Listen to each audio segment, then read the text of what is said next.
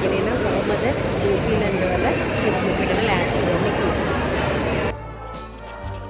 දැන් ඔයගොල්ලන්ට මේ පේන්නේ මෙහි තියෙන වෙස්ෆීල්ඩ් මෝල් කියලා. ඉතින් මේ මෝල් වල ක්‍රිස්මස් එකට ඒගොල්ලෝ සෑන්ටාව වෙල්කම් කරන පොඩි ෆන්ක්ෂන් එකක් ලෑස්ති කරලා තිබ්බා. ඉතින් අපිත් හිතුවා ඒකට යනවා කියලා. ඉතින් එදා බබාලට ෆ්‍රී ෆේස් පේන්ටිං, එතකොට ඒගොල්ලෝ චොක්ලට්ස් ඔය වගේ පොඩි දේවල් දුන්නයි ඕපනින් සෙරමනි එක දවසේ. ඉතින් මේ හරියන කමියුනිටි එකේ ඉස්කෝලවලින් තමයි ළමයි මේක ඕගනයිස් කරන්න ඇවිල්ලා තිබී. ඊට පස්සේ සැන්ටා වෙල්කම් කරා. සැන්ටා වෙල්කම් කරලා ඉවර වෙලා එතන අපිට ෆොටෝස් ගන්න පුළුවන් මේ සැන්ටාත් එක්ක. ඉතින් සැන්ටා ආවට පස්සේ එදා ඉඳලා අපිට ෆැමිලි ෆොටෝස් ගන්න පුළුවන්.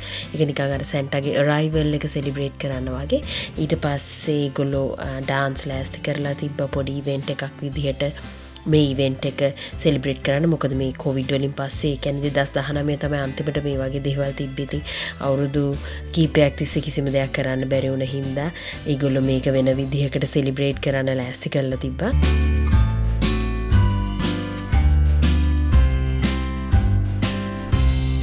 ඉතින් ගොඩක් අය දන්නවත් දන්නේ මම බුද්දිස්ට්. නමුත් අපි ක්‍රිස්මස් කියන දේ ආගමක් විදිහටමත් නෙවෙයි. නමුත් අපි ඒක සෙලිබ්‍රේට් කරනවා. මොකද අපි ඉන්නේ පිට රටක. ඒ රටේ දේවලුත් අපි ඇත්තටම අපි ඒ වගේ දේවල් වලට ඇඩැප්ට් වෙන්න ඕනේ. ඉතින් ඒ හින්දා බබාලත් ආසයි ඒගොල්ලෝගේ මොන්ටිසෝරි වල කතා කරනවා. ඉතින් ඒ හින්දා අපිත් අපේ ගෙදර පොඩියට ඩෙකොරේට් කරන්න පටන් ගත්තා. ඉතින් එළියට ලයිට්ස් ටිකක් ඒ වගේම ගේ ඇතුලේ ඩෙකොරේෂන්ස් කීපයක් මම ඇරේන්ජ් කරා. ඉතින් ක්‍රිස්මස් ට්‍රී එකක් නම් ගත්තේ නැහැ මේ පාර. හේතුව තමයි තාම පොඩි එක්කෙනා ටිකක් පොඩි සහ එයා දඟයි. ඉතින් ඒවා ඇදලා කරලා දාන හින්දා අපි ක්‍රිස්මස් ට්‍රී එකක් මේ පාර ලෑස්ති කරේ නැහැ. අපි දැන් ඇවිල්ලා ඉන්නේ මෙහෙ තියෙනවා නයිට් ට්‍රේන් එකක් ක්‍රිස්මස් වලට ඩෙකොරේට් කරලා. ඉතින් අපි හිතුවා ඒකේ රයිඩ් එකක් යන්න ඕනේ කියලා. මොකද මේක ක්‍රිස්මස් පීරියඩ් එකේ විතරයි තියෙන්නේ. දැන් අපි එතනට ඇවිල්ලා ඉන්නේ. මෙතන තමයි තියෙන්නේ. ගොඩක් සෙනග ඉන්නවා. මම ඇතුළට ගිහලා පෙන්නන්නම්.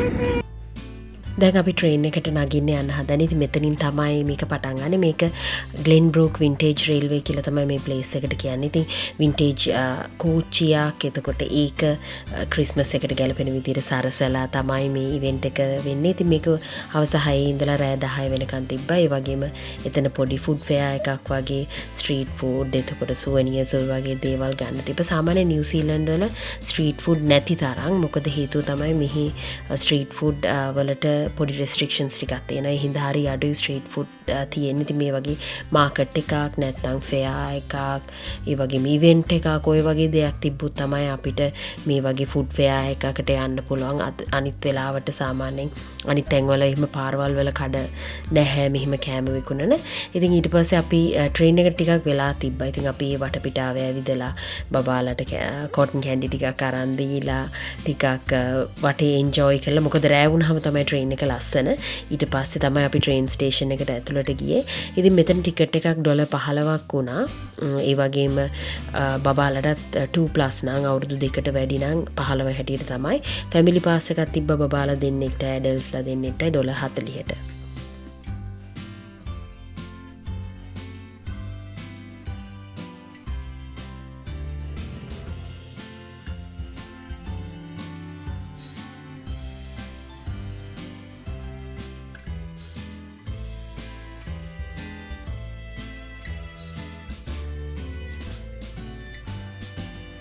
ඉතින් දැන් ට්‍රේන් එක ආවා. ඒ ට්‍රේන් එක හවස 6 ඉඳලා මං ඉස්සෙල්ලා කිව්වා වගේ රන් වෙනවා. ඉතින් දැන් අපි අපේ chance එක එනකම් බලාගෙන ඉන්නේ.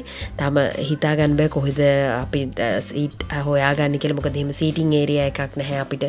ටිකට් එකේ ඕන තැනක වාඩි වෙන්න පුළුවන්. ඉතින් අපි හිතුවා ටිකක් කව වෙන්නත් ඕනේ. නමුත් එළිය පේන තැනක් වෙන්නත් ඕනේ. මොකද බබාලා පොඩි හින්දා ලොකු ඕපන් ඒරියා එකක යන්නත් බෑ. මේක ඒගොල්ලෝගේ ෆස්ට් මේ වගේ ට්‍රේන් එකක යන ෆස්ට් ටයිම්.